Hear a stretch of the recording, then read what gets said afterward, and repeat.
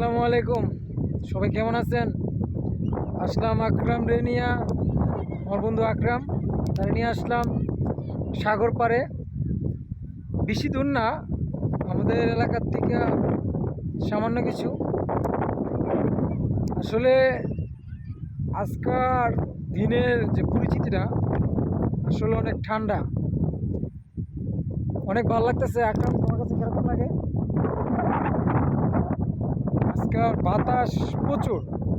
আমি যদি ব্যাক যদি দেখাই, দেখেন নদীর মাঝে যেভাবে ঢেউ উঠতেছে, আসলে অনেক ভালো লাগে। আপনারা দেখেন আমাদের কাপড়ের দিকে বাতাসের প্রচুর। আচ্ছা আকরাম, কালন, মোবারক, তোয়েব আলী, তারা যে প্রবাসে আছে, তোমার কিরকম লাগে? তাদের বিষয়ে কিছু বলো।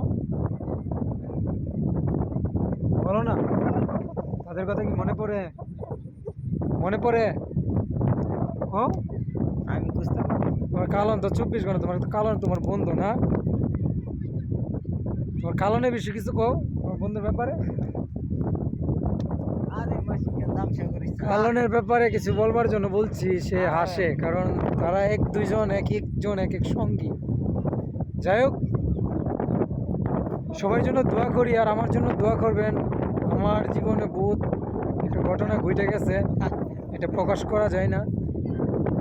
সবাই কম বেশ জানেন, ফেসবুকে স্ট্যাটাস দিয়েছিলাম।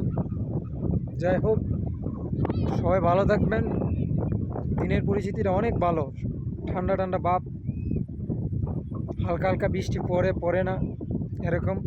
সব ভালো থাকেন, সুস্থ থাকেন। আল্লাহ হাফেজ। দেখা হবে কোনো পরবর্তী ভিডিওতে।